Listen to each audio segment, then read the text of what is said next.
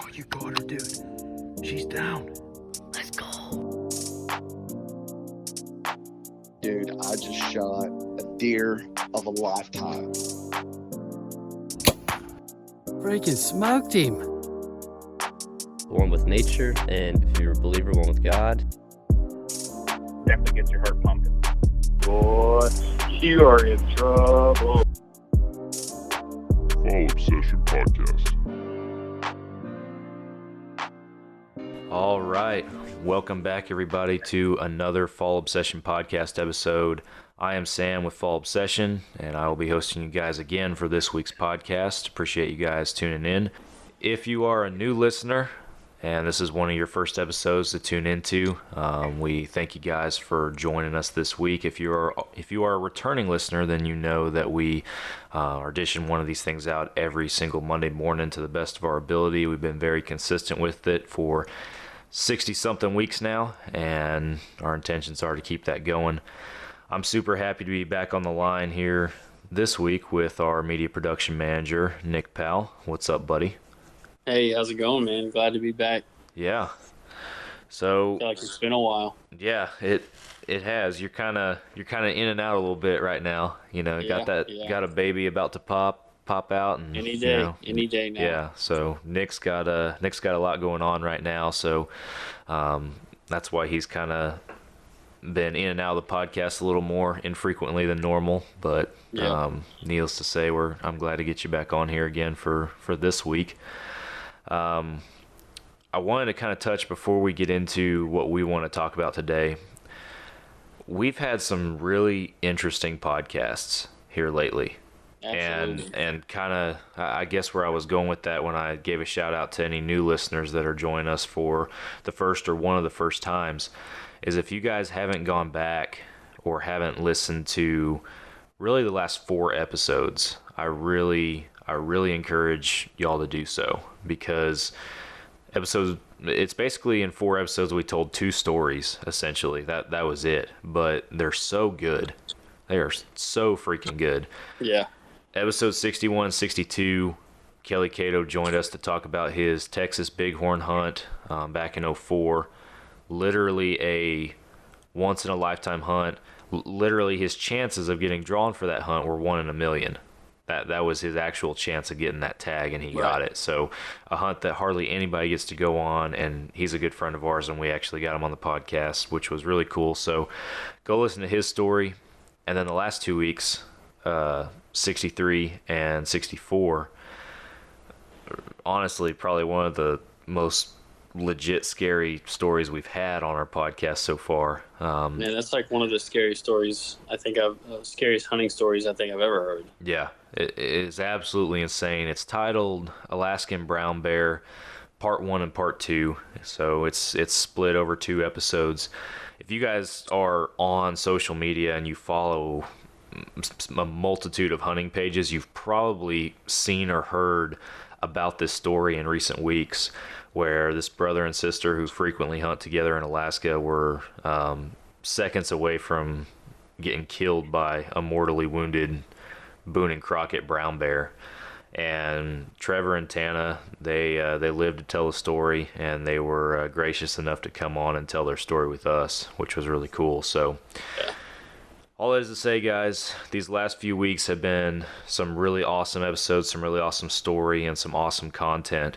And we encourage you guys to go back and check that out, whether you're a new listener or even if you are a returning listener and you need to get caught up. That's a good place to start, is with those 4 right there. So definitely go back and check those out. But today, we got, I don't know, kind of some exciting stuff for us to talk about. Yeah, personally. Yeah. So we, especially here recently, it seems like we've had a lot of guests, a lot of first-timers on the podcast. And again, if you're a new listener, you'll soon discover, if you continue to listen, that these conversations just between me and Nick, which are more than often in person, you know, we've only got a few on here that are remotely like this one, but more than often we're face to face recording with each other, and it's a little bit more of a casual, laid back dynamic, I feel like, than, you know, when we have our guests and we're putting on our professional faces and voices and everything, and not joking around as much. So Right. we're taking it back a little bit more casual today, but I'm beating around the bush. All it is to say, we got a new place to hunt this year, man, and pretty stoked about it. Yeah, same here, man. I could not be more excited. I've been wanting just a place that I can go anytime I want and as much as I want, and I don't have to ask permission. I don't have to ask a buddy to go to his place, or ask it, you know, anybody. I can go whenever I want. Yeah. And man, I'm super stoked. I'm excited. Yeah. So a little bit of background on us and our situation. If you guys don't know, we're located in North Texas, is where Nick and I both live. And deer leases, hunting properties are very hard to come by up here. And if you do come by one, they're more than oftentimes pretty expensive, and at least for blue collar workers such as ourselves, pretty unaffordable.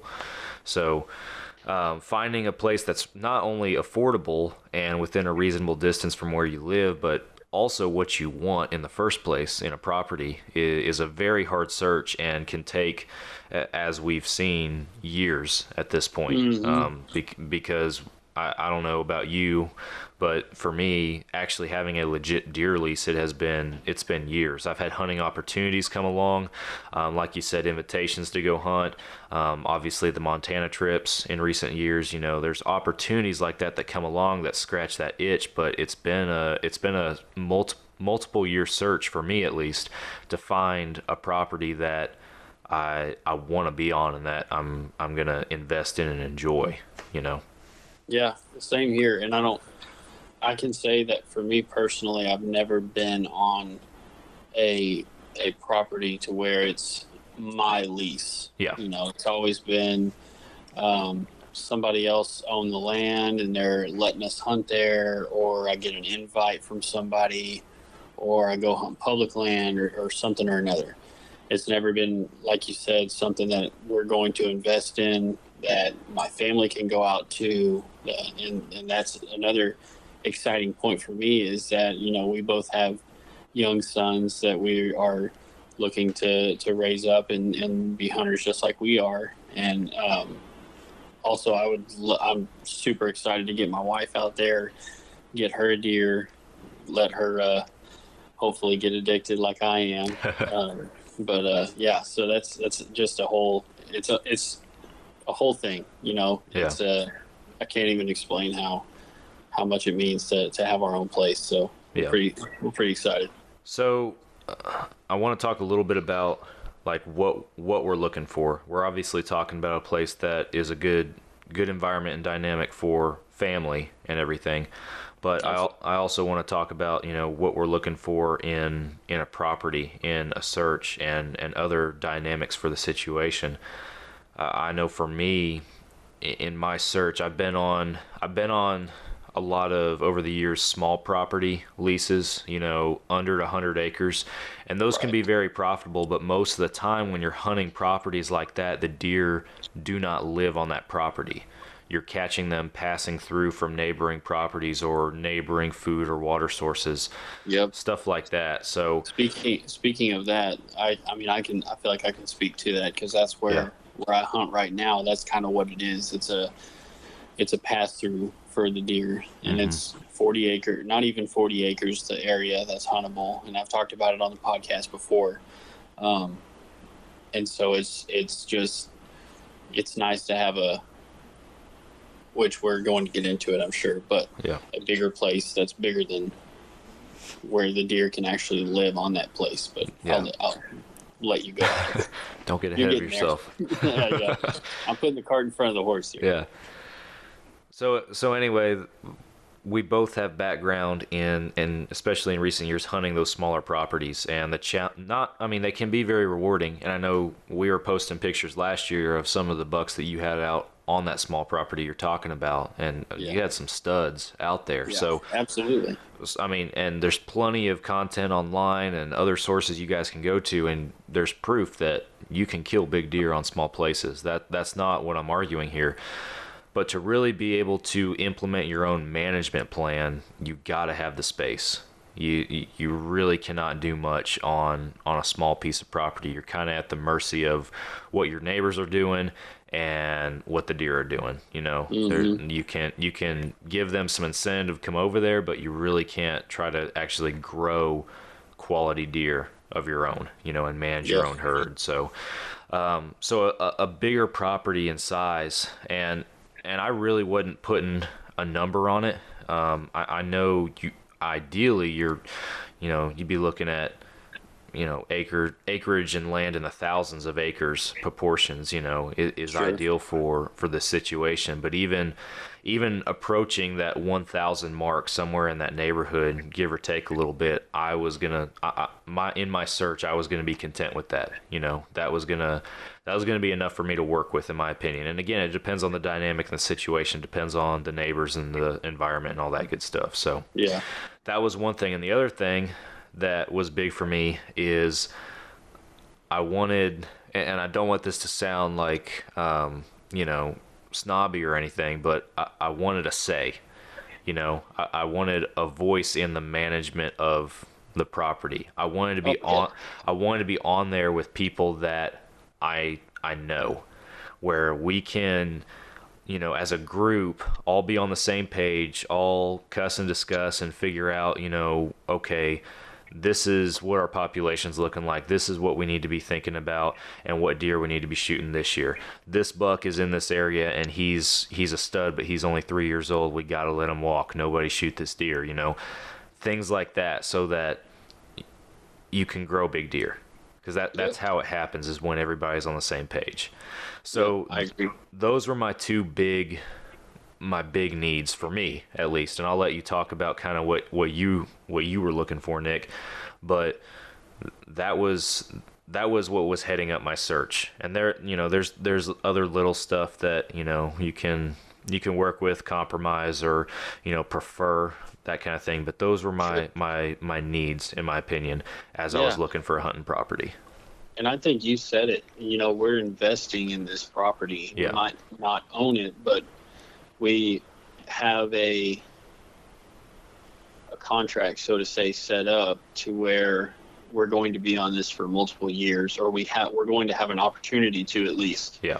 And so I think it is an investment, and as any investment, whether it be financial or acreage or whatnot, it takes time. And so that's something that I was looking for, was something that I was going to be on for years to come, something that I could build. And that's one thing I think is cool about this property, is we're literally starting from ground zero and building it to what we want it to be.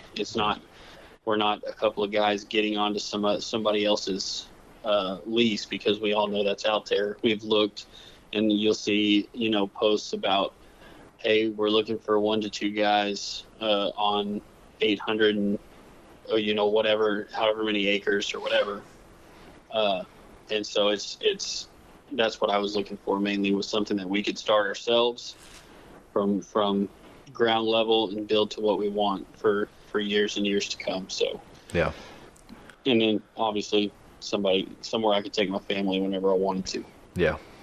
That's huge, because we preach it on all platforms that we have at Fall Obsession. You know, that getting family and kids and stuff out in the woods is, we preach the importance of that.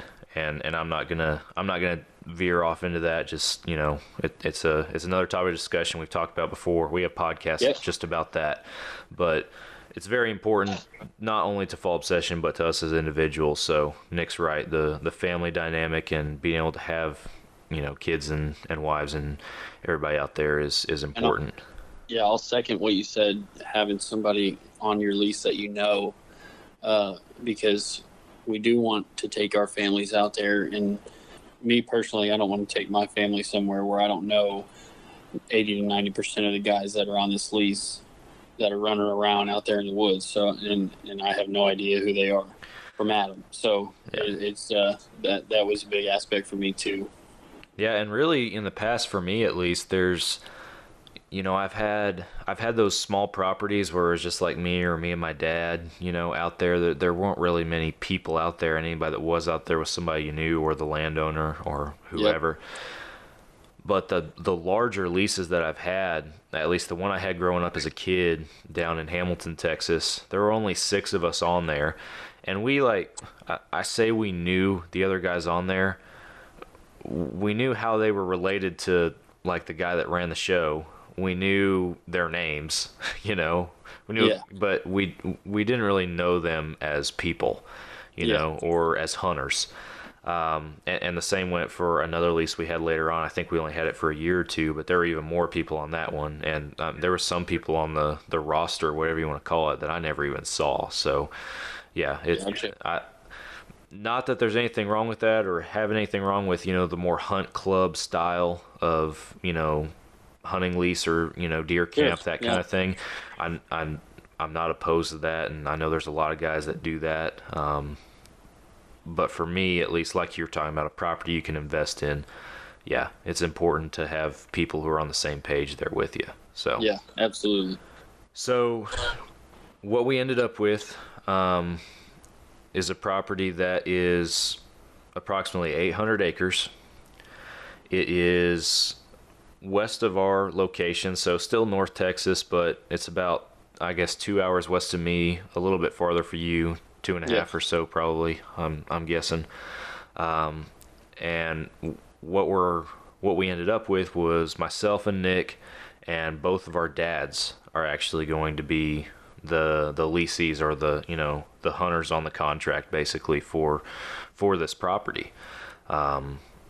So again, that family dynamic, not just you and me being able to bring our wives and our kids out there, but also having the guys out there with us that got us into hunting, all those years ago. So it's going to be on top of being on there with guys and guys who instilled in us today the management styles that we've taken and run with, basically.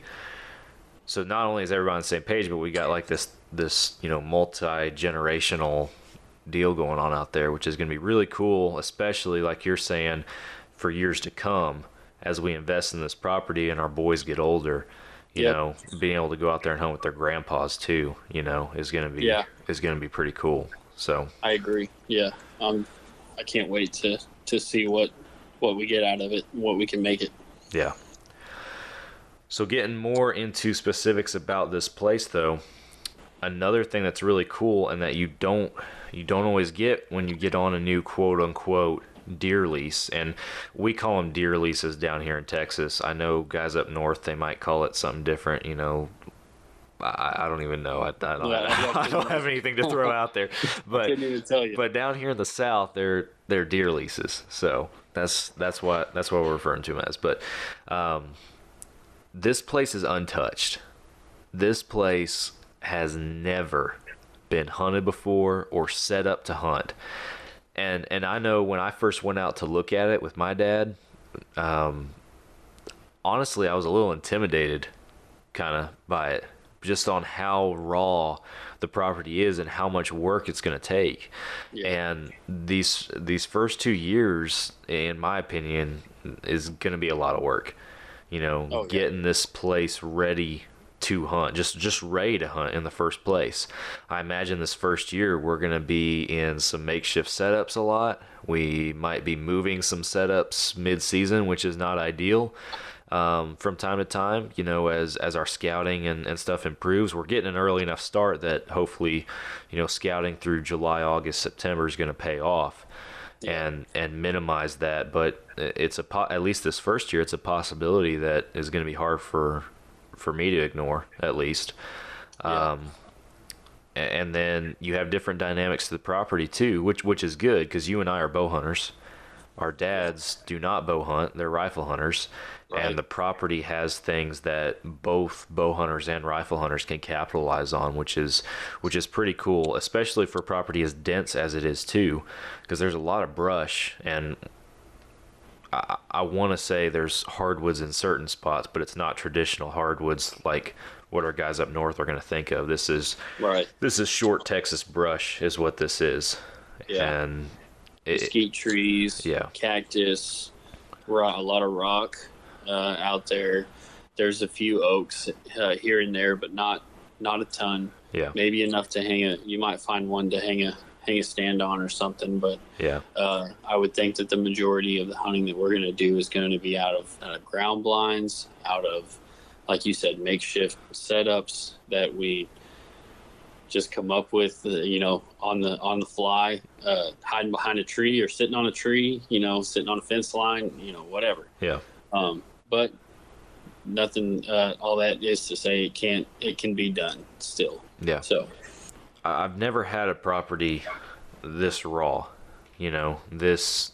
yeah, same. The only traffic that travels through this property is oil guys. Yeah. Oil field trucks. Yeah, and so there are roads, and not paved roads, but there are rock roads and gravel roads and stuff. But Yeah. the pathways, I guess you could call them, that you would take an ATV down are pretty thick. Yeah. So Well, and it's even also there's a main, mostly gravel rock road that kind of runs through the core of the property for Yeah. the most part, and then there's a lot, just from all the gas wells and all that stuff out there. There's a lot of just little dirt roads going off into the side to get to these little sites that they got. I'm not in the oil and gas industry. I don't know anything about it. So I'm sure there's somebody out there that's knows a lot more of the technical terms. That's not what we're here to discuss. But all is to say, it has made access very easy for a property that's never been hunted before. And not only that, like you said, the only traffic out there has been these, work trucks of these guys going out to check these sites. And so with that, the deer and the wildlife, at least on those main roads, are used to seeing vehicles frequently traveling down there. So yeah, so that can definitely play to our advantage. Like you said, there's only probably a couple spots where we might be able to get a tree stand in. Everything else is going to be, hunting from the ground or tripods. Really kind of the southern part of the property, I feel like from my scouting and stuff that I've looked at so far, is going to be the more ideal for bow hunting because it's a little bit more dense. There are a few more oak trees and stuff down there, and I feel like that's where the deer are able to tuck back, and it's going to be a little more close quarters, for encounters down there. Whereas the north end of the property, you have several power lines running through it. yep. Which, A lot of clear cuts. yeah, clear cuts. If you know anything about, rifle hunting, those power lines are awesome little spots to set up on a high angle right there and to catch stuff crossing down below. So I have no doubt that our dads are going to be fighting over those. I know. Yeah, and they're probably going to kill all the deer off of them too. Yeah, we're going to be down there busting our butts in October down there in the heat and in the brush on the Mosquitoes. south end, and they'll go out there opening weekend a rifle and start shooting big deer. So, Oh yeah. But so exciting times. A new opportunity I feel like has been kind of a long time coming for both of us. Yeah. And we've both kind of just over the years been, obviously on the hunt for a lease, but, actually having the opportunity to get on the same property together at the same time, and really, other than family, not have anybody else outside of our own, management mindset on there is pretty awesome. So Yeah. It's almost too good to be true. Yeah. One could say, because I would say it's almost exactly what we were looking for. So I'm stoked, man. Yeah. One thing Get out there. I forgot to mention, another dynamic of the property, there is water on the property. Yes. There are water sources there and a lot of natural resources, vegetation and stuff for the deer. The deer do live on this property. There's plenty of proof of that. But these, I mean, you probably know more about it than I did because you actually fished them. But there's actually fish in these ponds that they got out there. Oh yeah. So yeah, I think there's 3 tanks total, and then there's also a creek that runs through. I want to say straight down the middle of it, and we fished 2 of the tanks, and man, they were in it. I mean, we caught a lot of fish, and there was probably 2 or 3 that were, I'd say 3 or 4 pounds. So I mean, pretty good sized fish. Yeah, really good fishing out there too. So yeah, it's going to be in your bass. Yeah, largemouth. Yeah, another cool thing, because that's another thing that at least I know me and my family are looking to do, is it not just be a fall place to go. You know, Right. Fall is when we'll probably spend the most of our time out there, but then spring you're gonna have turkey season, and if you just go out there for turkey hunting or camping or whatever, and the weather's nice, obviously you can fish. You know, grab a pole, take the kids out fishing and whatnot. Yep. And then another thing we had mentioned, and it down here it's just kind of assumed, but the folks up north who don't have them might not think about it, but we got hogs on the place too. And Oh yeah, at least from when you witnessed that yeah firsthand. yeah my dad and I's first trip out there to look at the place, like I think we made it all the way through the property and down the south end. We got out and walked around for a while, you know, scouted a little bit, and then when we got back in the truck and we're heading back north, there's probably 20 or 30 of them that were out there running close to the road. And then we got back up on those power lines and we could see them in those clear cuts, you know, crossing and everything. So, and they were big. They were pretty big pigs too. So Yeah. and again, for those who aren't familiar with hog hunting, down here all you have to have is a hunting license to kill a pig. You do not have to have a tag. It doesn't matter if you shoot them day, night, spring, summer, fall, winter. You know, it's 24/7, 365 on these pigs. It doesn't matter, just as long as you're licensed to hunt in the state of Texas. Yeah, we have a podcast on that as well. Yeah, we've talked about hog hunting a lot on here, and I'm sure with this property it'll definitely come up in the future as well. So yeah, another thing that is, you know, year round. You can go out there in the summer and shoot pigs if you want to. You know? And that's going to be another factor in our setups. Is we're going to have to, if we're going to hunt over feeders, which is legal in Texas, we're going to have to protect those feeders. You know? So that's something to think about as well. It's very difficult to do. Protect them from pigs, you know, putting a fence or, you know, panels around them to keep the cows out, you know, is really not that difficult and pretty effective. But pigs are one of the most destructive species we got down here, and they will tear anything up really quick. So trials and tribulations. Yeah. So it's there's a town not too far, so we're not having to rough it in the back country. Sorry, Drew. We'll never be as good as Drew. He's our back country guy. All is to say, town close by, which for having the wife and kids out there is not bad. No permanent structures, so we're looking at campers and trying to figure all that out this year. So we've gone from having nothing to all of a sudden about to spend a whole bunch of money on all this other stuff. So that's fact. Yeah.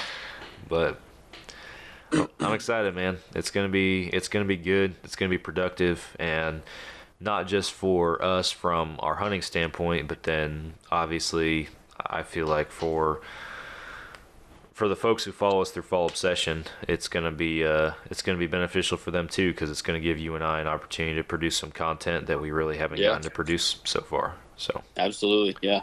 It's just gonna open up opportunities there as well. Yeah. So. One thing we've discussed, guys, and we really haven't dove in and figured out exactly how we want to do it, but obviously this is a unique opportunity starting from scratch like we are on a property like this. So we're gonna figure out a good way to document this, and I say document it more so just share what we're doing and how we're doing it. You know, how we're building this. I don't want to say whitetail paradise because it might not be a paradise, but you know, trying to build a strong whitetail hunting property. You know, out of a property that has all the potential but has never been one before. You know, so we're gonna find a way and figure out how we're gonna incorporate our journey and our experiences out there in fall obsession and at what scale it's gonna be. But we look forward to being able to obviously share this opportunity and this experience even for years down the road with you guys. And it starts right here. This is really the first time we're bringing it up and mentioning it on, you know, in great detail on fall obsession. So it's a pretty cool opportunity, and we look forward to having you guys join us on the journey, if you will. So Yep, absolutely. that's about all I got on our little nugget of gold we stumbled upon there. Yeah, I think we pretty much touched on everything that we could. Yeah. I hope you guys had a good turkey season. I hope that I know we had a bunch of our staffers put down some birds, and a couple of which I'm still trying to get on the podcast schedule to recap their spring turkey seasons. It's bear season right now, so a lot of our guys up north are bear hunting.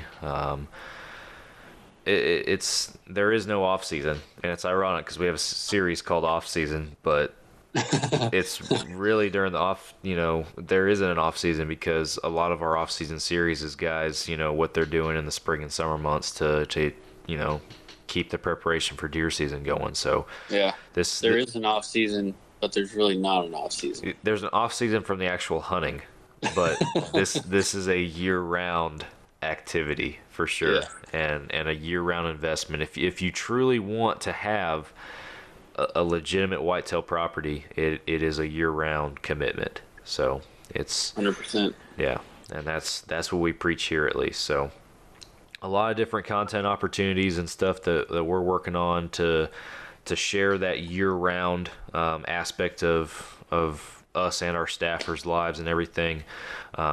This podcast is one of those ways. We do a lot of recaps, you know, talking with folks and guests about their hunts and their experiences. And we haven't, I feel like we've done a lot of recaps recently. We haven't done a lot of just purely educational episodes. So might be looking to get some folks on here to bring that aspect kind of back to the podcast a little bit. But anyway, a lot of exciting stuff. And a lot of stuff to look forward to, and we're working on rolling out some more stuff for you guys, and I did want to give y'all a little bit of an update. I know we've been posting recently about one thing we were trying to roll out this spring, and that was our Film Your Obsession series. It is still on our radar. It's still something that we're working on, but as we mentioned at the beginning, you know, like for example, Nick's about to have a baby, and you know, there's a lot of other dynamics going on that have kind of unfortunately postponed some stuff like that. Again, we're still going to do it. It's still going to happen. It's just our timetable has to be adjusted a little bit. And that just goes back to us being just like y'all, blue collar workers. You know, we're nothing special. We don't work full time for Fall Obsession. We do commit a lot of time to it to keep things running and keep the content flowing, but you know, there are seasons in life that are busier than others, so we have to take that into account. But we appreciate you guys continuing to follow along. We're gonna wrap it up for this week. It's been a little bit on the shorter episode side. I don't know. We're pretty close right there, but we wanted to come on here. We want to share that with you guys again. Kind of take it back to a little bit more of the casual dynamic that you typically get with Nick and I. So hopefully at some point in the near future we can make it back out to Cinnamon Creek and shoot some bows and hang out with those guys again. Yeah, so, I need to get out there for sure. Yeah, we haven't we record a lot of podcast episodes out there for a while, and we haven't made it out there, hence the recording remotely, you know, between Nick and I here. So right. But thank you guys for listening. Really appreciate you guys tuning in.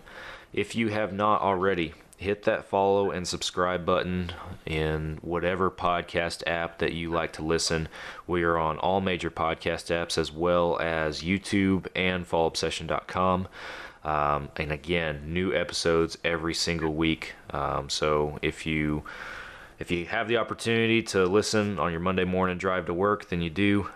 If you're a little bit behind, there's plenty of content for you guys to get caught up on, so go check out what we got going on here recently. fallobsession.com, that is the hub. That is where you guys can find all of our content, videos, reviews, wild game recipes, like I said, podcasts, and a bunch of other stuff. fallobsession.com/podcast. On that page, you guys can actually go on there and suggest topics that we can discuss in future episodes. You guys can ask questions or just general discussion. Whatever you guys want to give our shout, just general feedback. We appreciate it. We take criticism constructively, so if we suck, please tell us, and we will do better. Try our best, at least. Yeah. All we can do. About all we can do, that's right. Apparel. It is summertime, and 4th of July is coming up. We just rolled out a new t-shirt design. It is called our American Pride t-shirt, and it is all red, white, and blued up. So go check that out on fallobsession.com/store. At the time of recording, it's available for pre-order, but our inventory is on the way, so it should not be very long before we actually are shipping out those orders and getting them filled. We've actually sold quite a bunch of them so far. We've gotten a lot of great feedback about the design. So if you want to show up to your 4th of July party looking cool in your new Fall Obsession swag and ready for summer, ready to celebrate America and her independence, then you need to go buy that Fall Obsession American Pride t-shirt today. So I'm going to have to buy another one just I don't know about that. Finally, guys, go check out our YouTube and our social media. Subscribe to our YouTube. We're actually approaching that 1,000 subscriber mark. Our YouTube's been kind of behind the curve from our other social media pages, but as soon as we hit that 1,000 mark, we can actually do a lot more with our YouTube channel, and are going to be able to bring you guys another level of content, in my opinion. So help us get to that point. If you haven't subscribed to our YouTube, go do that. Follow us on Facebook, Instagram, and all the socials that we're on. And that's all I have. I can't think of anything else. What about you, Nick? No, we pretty much hit the nail on the head. All right. With that, guys, we're hanging it up. We're signing out for this week. And as always, we're going to catch you guys again next week for another Fall Obsession podcast episode. We will talk to you guys then. Catch you later. See you later.